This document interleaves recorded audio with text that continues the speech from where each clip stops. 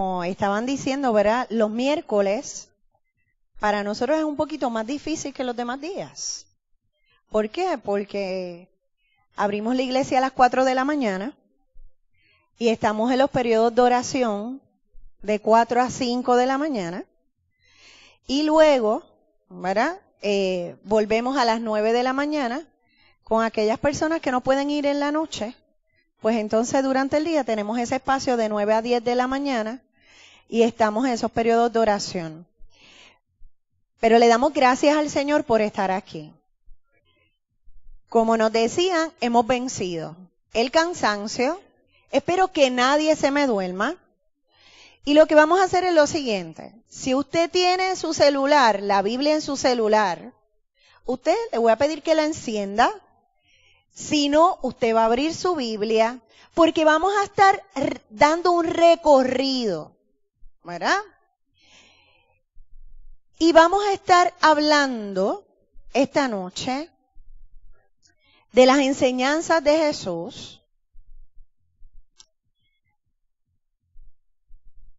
Y vamos a ver de qué tipo de enseñanzas este maestro, este pastor y este teólogo se lució en hacer de una manera especial. Lo primero es que nosotros todos tenemos que tener claro que uno de los principales propósitos cuando Jesús fue y hablaba, lo importante era transformar la vida de la gente. ¿Cómo usted cree que se puede transformar la vida de la gente? Vamos a ver, ¿quién dice yo? ¿Cómo usted cree que se transforma la vida de la gente? ¿Alguien se atreve? Ajá, por aquí. Bueno, la vida de la gente se puede transformar a través de la oración. A través de la oración, ¿cómo más? ¿Cómo se transforma la vida de las personas? Un encuentro con Jesús. Teniendo un encuentro con Jesús, vamos a ver por aquí. Teniendo comunicación con Él, predicándole la palabra y diciéndole que Jesucristo es la única solución a llegar a la vida eterna. Fantástico. Y a nuestro país hoy en día, ¿solamente las enseñanzas de Jesús fue para aquel momento o qué la iglesia debe de estar haciendo hoy en día en nuestro país? Que nuestro país está en crisis y sin esperanza. ¿Serán efectivas esas enseñanzas? ¿De qué manera? Vamos a ver. Orando y hablando la palabra del Señor, porque en la palabra del Señor hay esperanza y Él tiene la solución para todas las cosas. Y con esa misma autoridad que ella lo está diciendo. Porque la palabra del Señor, cuando la hablamos, por eso durante todo este año, nuestro lema de la denominación es ¿cómo? Inspírate en la palabra de Dios. Y para ser inspirados en la palabra de Dios, nosotros tenemos que estudiarla. Nosotros tenemos que saber qué hay ahí, porque cuando Dios transforma todas las áreas de nuestra vida, intelectualmente, espiritualmente y corporal. Cuando el Señor fue poco a poco enseñándole a toda la gente, habían personas que estaban excluidas. ¿Cómo cuáles?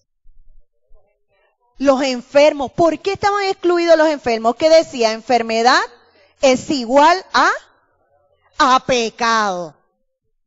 ¿Ah? Así que esa gente estaba excluida. ¿Qué pasaba con las mujeres? ¿Podían hablar? No. ¿Qué pasaba con los niños? Tampoco.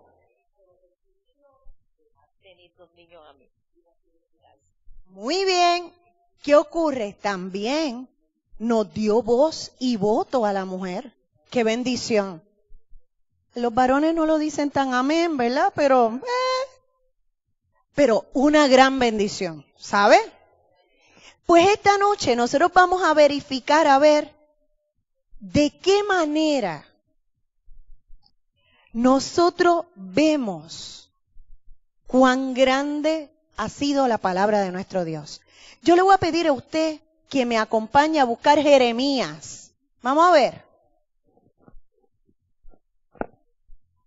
Jeremías 18 del 1 al 10. Y lo vamos a leer rapidito porque no nos podemos quedar ahí. Aunque usted esa porción de la palabra usted la haya leído 20,000 veces. Aunque usted a su cabeza ahora llegue el corito. Aunque usted la sepa de memoria. Vamos a leer esa porción de la Biblia una vez más. Porque yo le voy a decir algo. Cuando yo la volví a leer, vi otras cosas totalmente diferentes.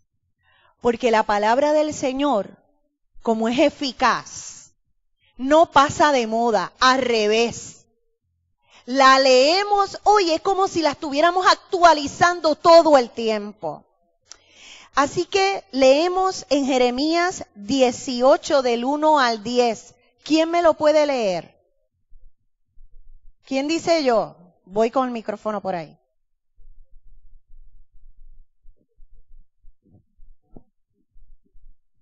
Palabra de Jehová que vino a Jeremías diciendo: Levántate y vete a casa del alfarero, y allí te haré oír mis palabras. Y descendí a casa del alfarero, y he aquí que él trabajaba sobre la rueda, y la vasija de barro que él hacía se echó a perder en su mano, y volvió y la hizo otra vasija, según le pareció mejor hacerla. Entonces vino a mí palabra de Jehová diciendo: ¿No podré yo hacer de vosotros como este alfarero, oh casa de Israel? Dice Jehová. He aquí que como el barro en la mano del alfarero, así sois vosotros en mi mano, oh casa de Israel. En un instante hablaré contra pueblo y contra reinos, para arrancar y derribar y destruir. Pero si esos pueblos se convirtieren de su maldad contra la cual hablé, yo me arrepentiré del mal que había pensado hacerles. Y en un instante hablaré de la gente y del reino, para edificar y para plantar. Pero si hiciere lo malo delante de mis ojos, no oyendo mi voz, me arrepentiré del bien que había determinado hacerles. Yo necesito que usted vaya a esos primeros 2 versículos. Cuando nosotros vamos rapidito a ese versículo 2, lo primero que dice es que levántate, eso es una acción. Y es determinante, un mandato, levántate, vete a la casa del alfarero y allí te haré oír mis palabras. Cuando dicen esto, nosotros estamos esperando que nos digan, vas a escuchar esto, esto y esto. Pero eso no fue lo que pasó allí. Allí lo que pasó fue que a través de lo que él iba a ver, él iba a escuchar claramente la voz de Dios. Y él iba a poder mirar con esa imagen del alfarero y el barro, él lo iba a poder traer al aquí y a la hora de cómo él estaba viviendo. Porque la Biblia, nosotros la tenemos que traer al aquí y a la hora. Si la dejamos en aquel tiempo, allí se quedó. Y la Biblia tiene que ser pertinente para este tiempo. Por eso no pasa de moda. Por lo tanto, el observar, mire lo importante que es observar al alfarero y su trabajo. Cuando vemos el alfarero y el trabajo, es como Dios y las naciones del mundo. El alfarero tiene absoluto dominio del barro. Yo creo que, no sé si usted está de acuerdo conmigo, pero usted tiene control de los planes que Dios tiene para usted. Para nada. Los planes que Dios tiene, Él los sabe, cómo los va a ejecutar. Asimismo, era el alfarero con el barro. De la misma manera. Quiere decir que cuando el barro no salió bien, el alfarero tenía la capacidad y las herramientas para volver a tomar ese barro, romper y volver a darle otra forma. Así es Dios con nosotros. De la misma manera. Cuando llegamos a los pies de Él, ¿verdad? Cosas grandes ocurren y comienzan los cambios. De eso comenzamos hablando al principio. Cuando Dios nos toca, transforma nuestra vida. No solamente intelectualmente, porque lo que no veía, ahora lo veo. Como no me comportaba, ahora me tengo que comportar, porque la transformación es integral. Quiere decir que con este ejemplo, lo que le estaban diciendo era, hello, ponte pa' tu número, responde al propósito que Dios tiene contigo, porque si tú respondes, cosas hermosas van a ver.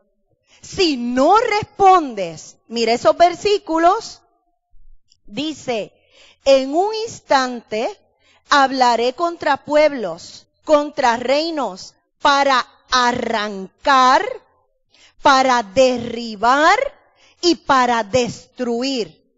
El alfarero coge el barro, cuando no salió bien, ¿qué ocurre? Vuelve, moja esa materia prima, vuelve y lo pone en la máquina, lo destruye y vuelve a formar. ¿Cómo? Un proceso nuevamente. Por eso tenemos que tener cuidado cuando cantamos ese corito. ¿Ah? Tú eres el alfarero, rompe mi vida. Si se rompe, ¿qué pasa? ¿Ahí qué? Hay dolor, hay quebranto. ¿Tú estás dispuesto a que se rompa? Esto es para que usted pueda ver que cuando te estaban dando estas enseñanzas, se daba en un lenguaje bien sencillo, para que la gente pudiera entender y comprender de qué se estaba hablando. ¿Por qué? Porque ante todo, él era maestro. Y el maestro necesita estar seguro de que los estudiantes, de que el público está entendiendo el mensaje que él quiere llevar. Porque si no, estamos perdiendo el tiempo. Exactamente. Quiere decir que en un momento determinado, ¿verdad? Jeremías le dijo a los judíos, ustedes piensan que son fuertes, pero son tan frágiles como el barro. Y entonces, cuando ustedes vean la voluntad de Dios, van a ver que las cosas pueden cambiar. Qué increíble, ¿eh? Cuando el Señor toca nuestras vidas. Yo necesito que usted me acompañe a Hechos 22. Ya tocamos el antiguo, vamos para el nuevo. Hechos 22. Hechos 22, 3 al 16. Esa historia la hemos leído 20,000 veces. Esa es la conversión de quién. Mire a ver. ¿De quién? De Saulo, esa conversión, ¿verdad? ¿Qué pasó? Que Saulo era un gran fervoroso de proteger la religión que él estaba practicando. ¿Ah? Él era judío estricto. Era estricto por la tradición de sus padres. Pero ¿estaba a salvo? No, ¿por qué? Porque estaba en contra de los cristianos que enseñaban la palabra de Dios. Porque él no había conocido. Él estaba solamente siguiendo unas reglas, siguiendo la ley. Él no estaba experimentando quién era el Dios de la ley. Una vez él conoce y se enfrenta al Dios de la ley, se cayó. No había tenido un encuentro. Una vez él está frente a frente y obedece la voz de Dios, donde dice, levántate, bautízate y lava tus pecados. Acción otra vez, como la vimos ahorita en Jeremías. Porque cuando el Señor toca nuestra vida, hay acción. Nosotros no podemos quedarnos, ay, pues sí, bendito. Qué bueno que Él tocó mi vida. Qué bueno que oraron por mí. Ay, Dios. No. Tocó mi vida, es momento de moverte. Tocó tu vida, es momento de llegar a sus pies. Tocó tu vida, es momento de servir. Y con la acción, nosotros vemos cómo los demás van a ir llegando poco a poco. ¿Qué pasó? A ese que perseguía a los cristianos, ¿quién es ahora? ¿Quién es ahora después que conoció a un Dios de poder?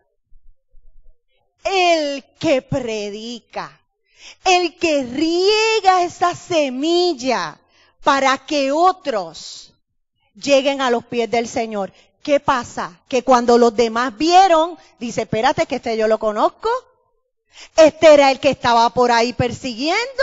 Espérate, algo le pasó. ¿Qué pasó aquí? Pues la transformación. Porque los primeros que se tienen que dar cuenta de la transformación son los que nos rodean. Son los que están a nuestro alrededor. Si los que están a nuestro alrededor no se dan cuenta de la transformación, usted me disculpa, pero no hay transformación. Usted se imagina que en nuestra casa, los de nuestra familia, ¿verdad? Como hay un cuento que dicen por ahí que hay niños que desean que sus padres estén todo el tiempo en la iglesia. Porque cuando están en la iglesia están riéndose, celebrando, y una vez llegan a su casa, comienza la guerra. Así mismo. Quiere decir que en la casa, la gente cercana son los primeros que se tienen que dar cuenta. Así que ya tenemos a Saulo. Es otro ejemplo de una persona religiosamente celosa que estaba sin salvación hasta que él entregó su vida a Jesús. Porque podemos decir por ahí tantas cosas. Busque Mateo 7.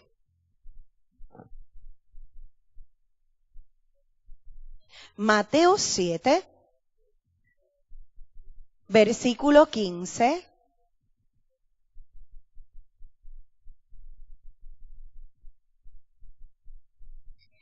Y un poquito más abajo, usted enfoca el versículo 21 y 23. Mateo 7, versículo 15.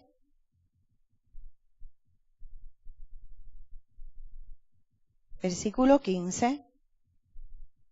Y luego mira el versículo 21 y 23. Y dice así, el 15.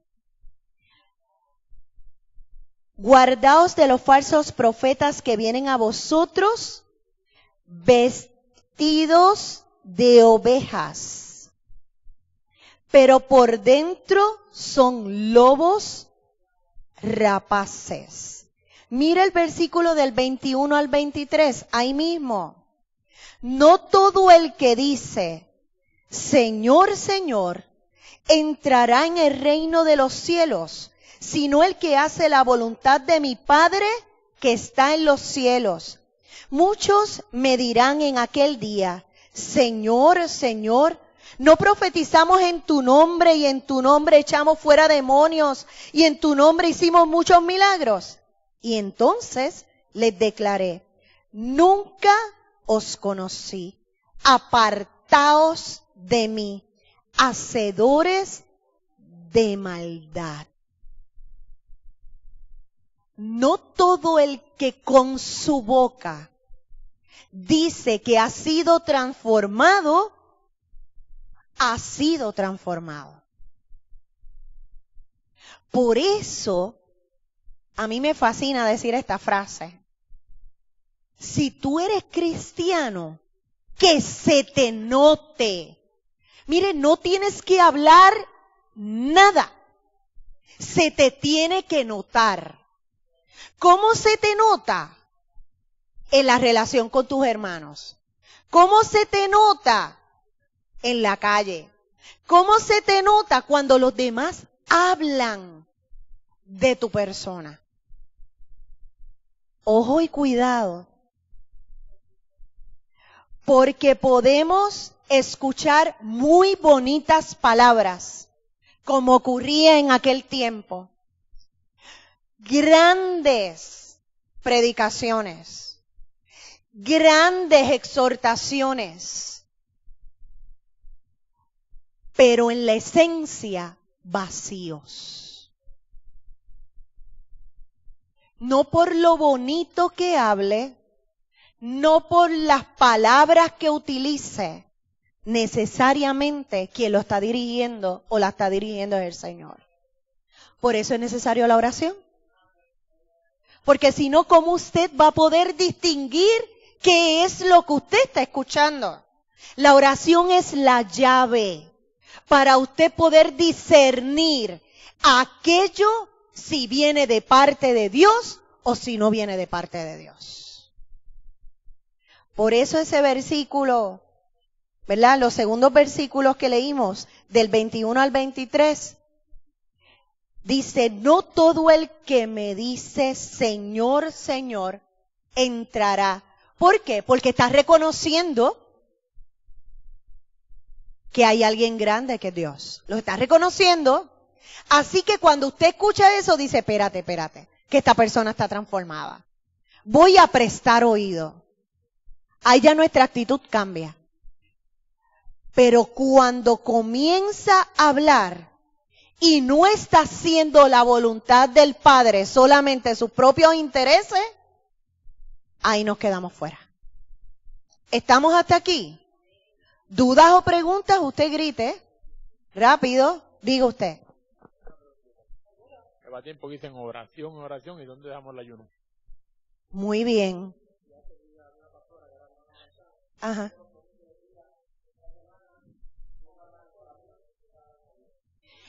¿Usted sabe qué? Esto es una parte muy esencial. Y lo vamos a ver en este próximo versículo ahora. Y yo se la voy a contestar ahora mismo. Yo necesito que usted me busque Mateo 6:16.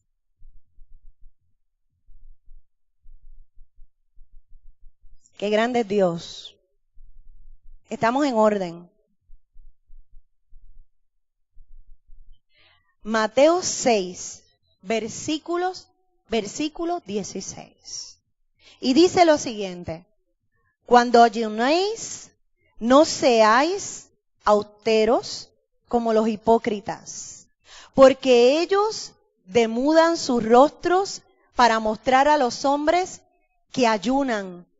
De cierto os digo que ya tienen su recompensa. Ahora lo vamos a hablar a nuestro idioma claro y en arroz y habichuela. Nosotros necesitamos crear unas disciplinas espirituales. Para crear esas disciplinas espirituales, lo primero es que nosotros tenemos que estar conscientes de que Dios comenzó la transformación en mi vida. Y que yo estoy buscando intimar con Dios.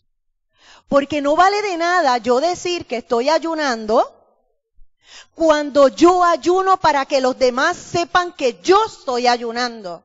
Pero yo no estoy ayunando porque en mi corazón, dentro de mí, hay un anhelo de yo intimar más con Dios. Por eso, cuando voy a hablar de yo como pastor, de mí como pastor, cuando se convoca a un ayuno, ¿verdad? Hay una preparación anticipada. Cosa que los que vayan al ayuno sepan que no es para llenar un grupo, que no es para decir cuántos ayunamos, sino es para lograr una mayor intimidad con Dios, yo como individuo. ¿Que la iglesia se fortalece? Seguro que sí, porque estamos creando disciplinas, pero esto tiene que nacer. Esto tiene que nacer de mí. Yo como pastor puedo decirle, vamos a declarar un ayuno y que la iglesia esté llena. ¿De verdad usted está ayunando? Porque déjenme decirle, puede ser que usted no coma y no esté ayunando. ¿Seguro? Amén. Mira, nosotros tenemos casualmente, digo casualmente con toda intención, un ayuno congregacional este domingo.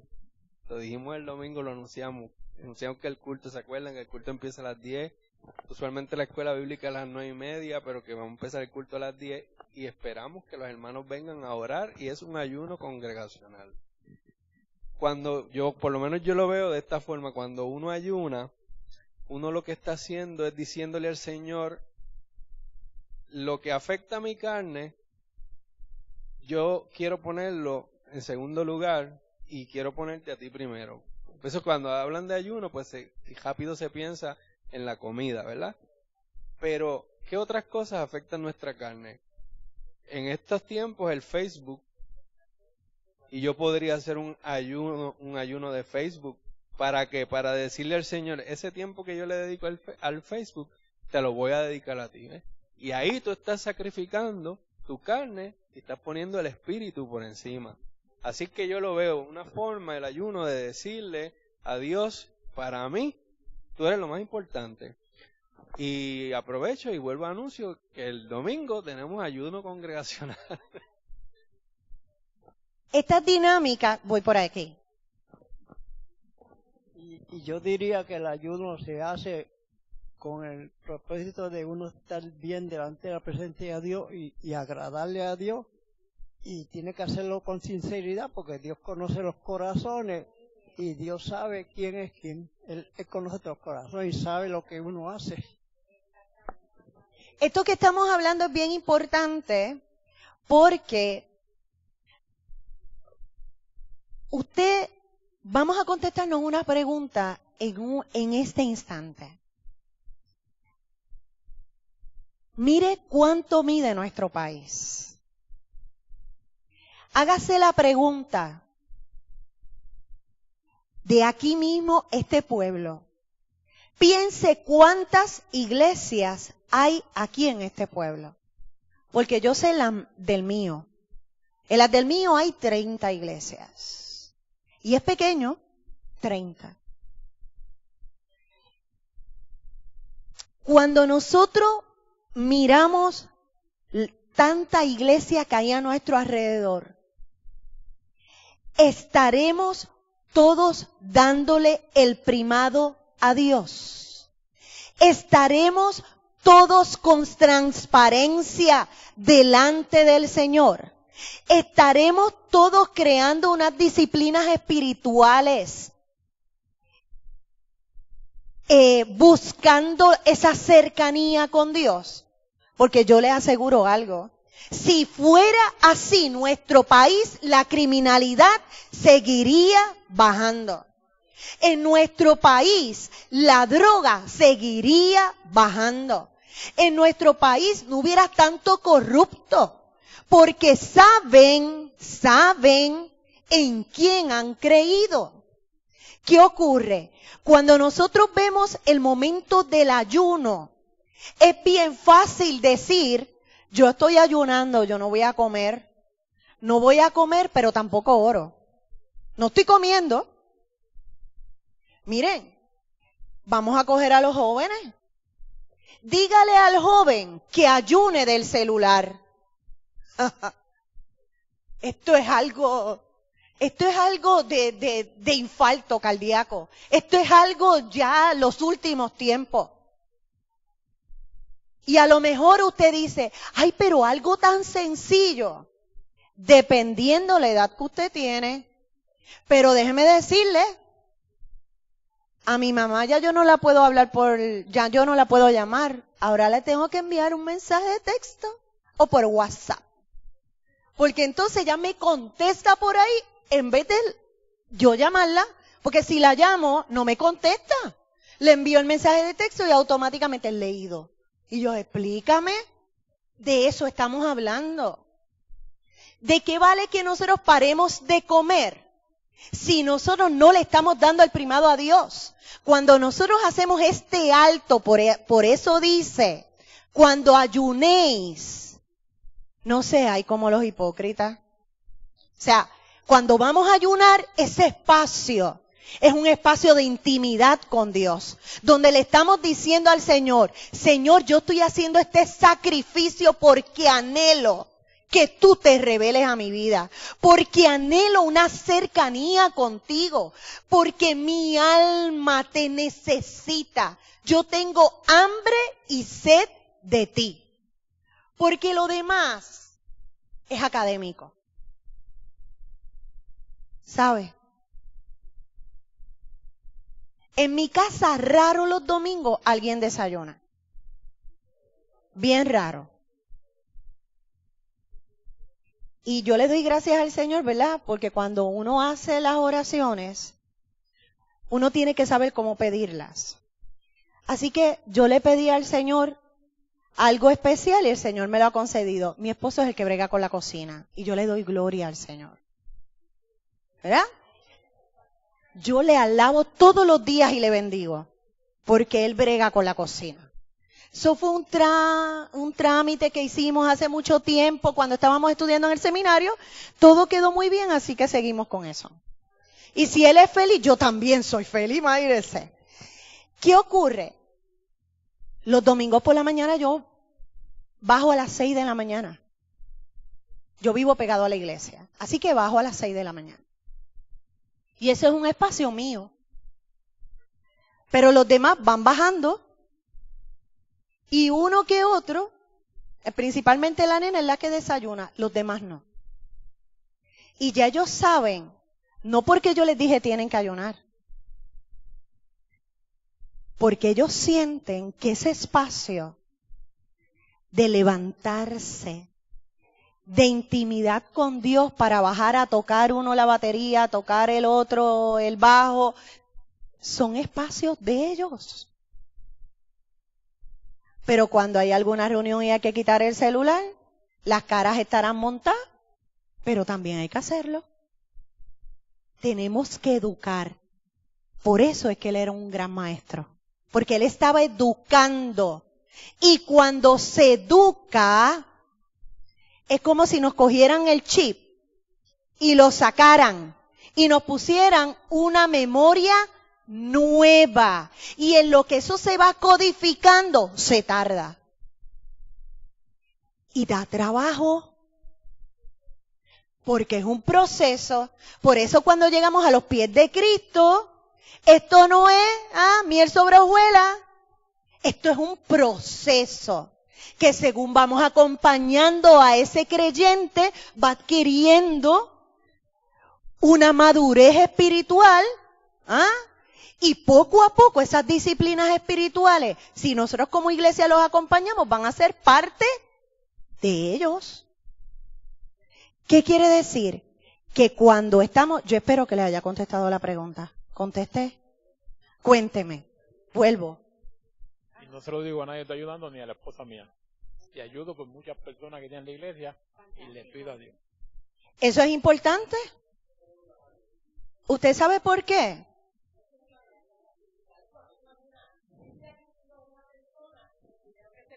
Y dijo, yo estoy ayunando. Y yo dije, pero ¿para qué ella tiene que anunciar eso? Ya ahí yo dije, ¿pero qué es eso? Y yo me quedé. Para que el bizcocho que tuviera lo guardara. Miren, cuando nosotros estamos intimando con Dios, cuando nosotros estamos intimando con Dios, nosotros lo hacemos en privado. Porque lo que nosotros anhelamos es sentir paz, gracia y contentamiento con lo que nosotros estamos haciendo. ¿Qué ocurre? En las iglesias, yo no sé si a ustedes les pasa, yo voy a hablar de nosotros, ¿verdad? Allá en la grama. Los miércoles en la mañana, quien llega a las 4 de la mañana son 3. Pero esos 3 están cargando a todo el mundo en oración. Van banco por banco, silla por silla. Y tú los escuchas orando y mencionando los nombres de todas esas personas. Cuando estamos en los cultos de oración, no viene la asistencia que viene un domingo. Para nada. Pero esos que vienen están intercediendo por todos los que vinieron y los que no llegaron. Eso es ser iglesia. Y cuando Jesús fue llegando a dar cada una de esas enseñanzas, tuvo distractores, tuvo gente que pulsió y tuvo gente que le tiró la cascarita a ver qué él iba a hacer con alguna situación y circunstancia. Lo mismo que nos ocurre a nosotros todo el tiempo. Cuando hay un proyecto de bendición, algo va a ocurrir. ¿Qué le está pasando a ustedes con el transmisor? ¿Se rompió? Es el proyecto de bendición. Pues, ¿qué hay que hacer? Doblar más las rodillas. Para que sea el Señor quien identifique si hay que comprarlo, ¿verdad? O se va a arreglar. Pero que sea el Señor. Nosotros oramos y los técnicos reparan. Pero la iglesia ora porque necesita creer en el proyecto. ¿Usted sabe por qué las parábolas, esos cuentecitos, causaron tanto efecto? Porque quien los decía estaba creyendo en el proyecto. Que era Jesús. Él creía en el proyecto. Y algunas veces lo hizo con ironía. La tiró la línea a ver si se conectaba o no se conectaba. Y la gente que dudó no fueron los de afuera, de los de adentro. Los que caminaban con él eran los primeros que decían, pero espérate, ¿cómo va a ser eso? ¿Cómo nosotros no podemos echar fuera demonios? Pero tú estás conectado con el Señor, tú estás conectado. Pues conéctate y después vete a la calle y hazlo. ¿Estamos? ¿Ready? Esta noche yo necesito que usted pueda visualizar por un momento que también hubo momentos en donde él hizo comparaciones. Y a mí hay una porción que a mí me fascina. Y esta es la siguiente. Está en Mateo 5, versículo 13. Mateo 5, versículo 13. Vosotros sois ¿qué? La sal de la tierra. Pero si la sal se desvaneciere, ¿con qué será salada? No sirve más para nada, sino para ser echada fuera y hollada por los hombres. Mire, lo peor del caso es comerse algo salado, pero también soso y sin sal. Mis respetos a todos los que comen sin sal. Mi admiración, porque yo solamente pienso unas papitas fritas sin sal. Ay, un huevo frito sin sal. Es saludable. Es más saludable por el problema del corazón, la hipertensión y todo eso. Mas, sin embargo, a nuestro paladar, el balance de la sal trae gusto. Nos sentimos bien. Nos sentimos que estamos saboreando la comida. Pero ¿qué pasa cuando a usted le sirven y tiene mucha sal? Usted comienza a comer con gusto. ¿Y qué pasa?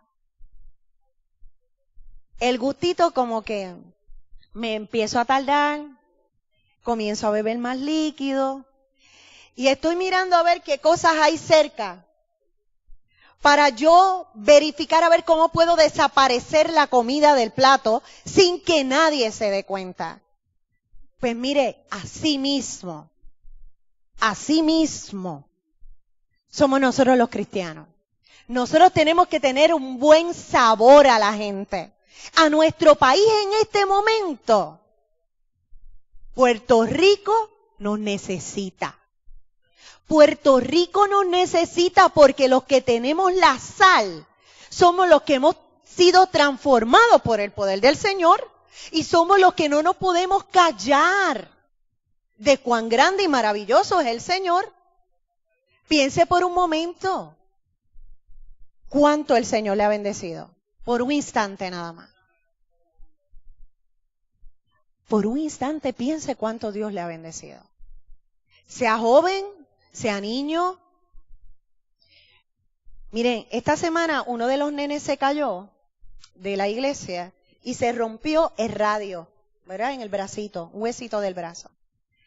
Y dicen que cuando estaba en San Jorge, que le dijeron, tienes dos opciones. El chico tiene como 9 años, más o menos. Le dijeron, mira, Giovanni, tú tienes que decidir si te ponemos una inyección y te ponemos a dormir y jalamos el bracito para ponerte el huesito, o si contamos 1, 2, 3 y jalamos el brazo y va a ser rápido,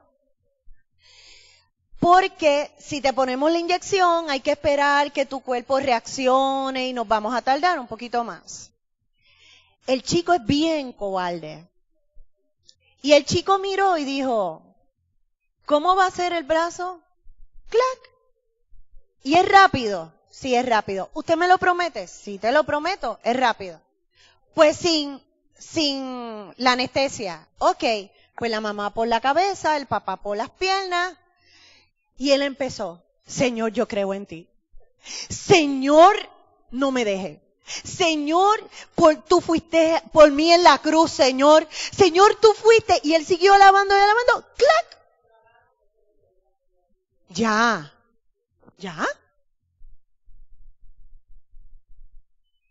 Yo le puedo decir una cosa. No fue la dificultad del brazo. Fue el testimonio que ese nene dio a todos aquellos médicos que estaban allí, las enfermeras y la sala, de que él con su llanto, con su tierna edad, pero dicen que aquello era gritándolo. Señor, tú fuiste a la cruz del Calvario, Señor, ayúdame. Y clac. Estamos orando por él todavía, ¿sabes? Porque no se sabe si lo tienen que operar. ¿Qué les quiero decir? Que para nosotros ser la sal de la tierra, nosotros tenemos que dar un buen gusto. Y se nos tiene que notar que el Señor ha tocado nuestras vidas.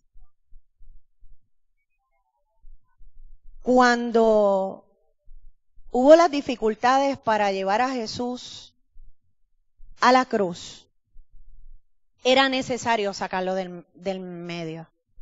¿Por qué? Porque estaba llegando un mensaje que estaba transformando vidas. Y al transformar vidas, el mensaje se iba pasando de boca en boca. Y la gente seguía buscando porque querían conocer quién era ese que estaba tocando. ¿Quién era ese que estaba echando fuera demonios? ¿Quién era ese que a aquellos que nadie se acercaba, él se acercaba sin temor? Por eso era necesario eliminarlo del mapa. Porque era un subversivo, era un problemático y era necesario eliminarlo. Yo te pregunto en esta noche, cada uno de estos episodios, cada una de estas parábolas que tenemos en los evangelios, De estos cuentecitos que nos hablan de las semillas, dónde cayó la semilla. De estos cuentecitos que nos hablan de tantas experiencias hermosas. ¿Será necesario dejarlos en aquel momento? ¿O será necesario a lo mejor cambiarle por un instante el elemento del cuentecito para ponerlo al día de hoy? De la historia que usted y yo conocemos. Usted obsérvelo, usted medítelo y en algún momento pídale al Señor dirección.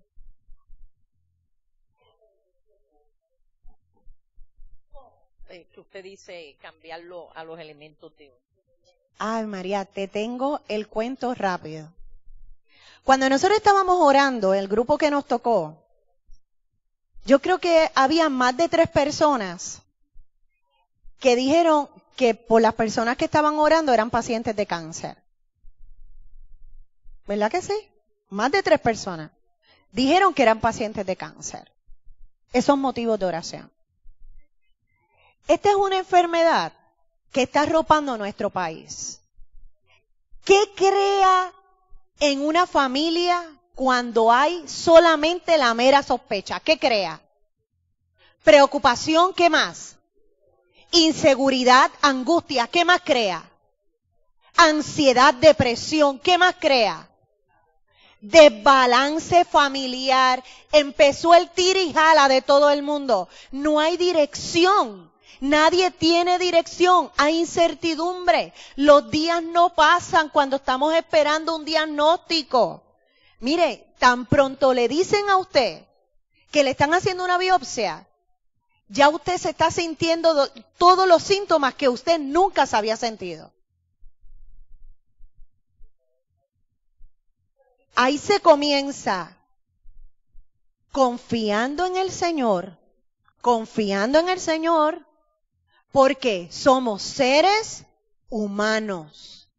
Y no estamos diciendo que el Señor no ha tocado mi vida ni la ha transformado, es que como ser humano yo me voy a doler. Pues para hacer esta historia una parábola a este momento, sencillo. Nosotros hace 3 años, ¿verdad? La región 7, nos unimos para estar presente en el evento de Relevo por la Vida, que es un evento para recaudar fondos para los pacientes de cáncer. Fantástico. ¿Qué pasa? El evento fue tan exitoso de nosotros como iglesia que decidimos abrir los espacios. Y el año pasado lo abrimos y llegamos hasta Vega Alta. Hicimos este junte. Este año lo abrimos más y tenemos iglesia desde Cerro Gordo hasta Guadilla. Todas unidas, somos 13, en una misma carpa. ¿Qué vamos a hacer? Que el 14 de mayo, que es el evento más grande de Puerto Rico, es en Manatí, va a haber una carpa en el Acrópolis que dice Iglesia Cristiana Discípulos de Cristo, en Puerto Rico. Allí está la Iglesia Cristiana Discípulos de Cristo. Montamos una iglesia que la gente va a entrar y va a ver, esto es discípulo de Cristo porque está la cruz, está la mesa. Nuestros emblemas están ready. Pero vamos a llevar educación.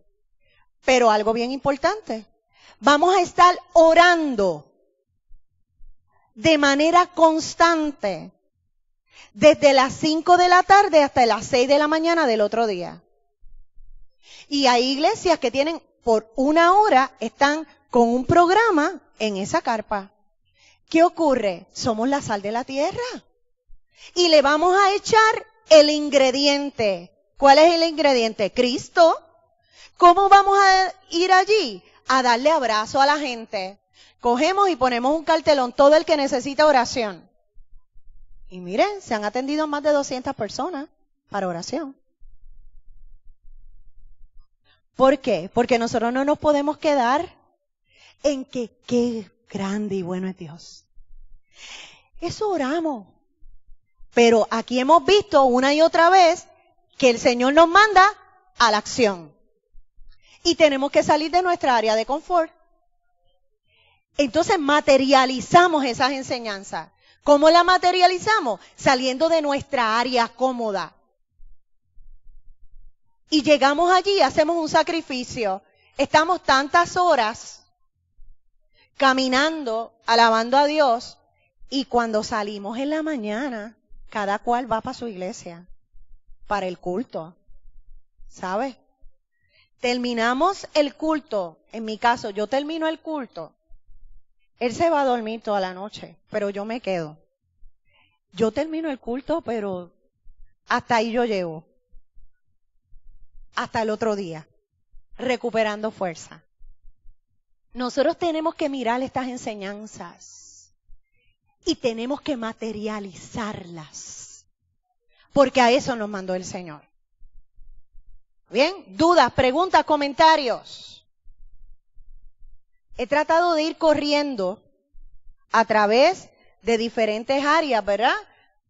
El Antiguo y el Nuevo Testamento para que usted pueda ver más allá. ¿Algún comentario? ¿Usted cree que esas enseñanzas se quedaron en aquel momento? Vamos por aquí. Estas enseñanzas tienen que estar vigentes en estos días. Vivir esa palabra, porque la gente quiere pues leerla pero no vivirla, caminar a su rumbo, a su forma. Y entonces pues yo digo un refrán: no te vistas que no vas. Les pregunto, ¿para qué es esa cajita que dice bolsitas de bendición? ¿Quién me explica? ¿Quién explica? Los jóvenes van a visitar la placita de Santurce para impactar una serie de ambulantes que visitan la placita en los próximos sábados, ahora en mayo, llevándole una bolsita con las artículos esenciales que ellos usan, como champú, jabón, navajas, diferentes cositas. Les pregunto, ¿ustedes van y le van a llevar eso nada más? Ok. Miren, cuando alguien tiene hambre, primero tenemos que llevar la comida y después oramos. Pero si nosotros oramos primero con esa persona que no ha comido 800 horas, ¿usted cree que nos va a hacer caso?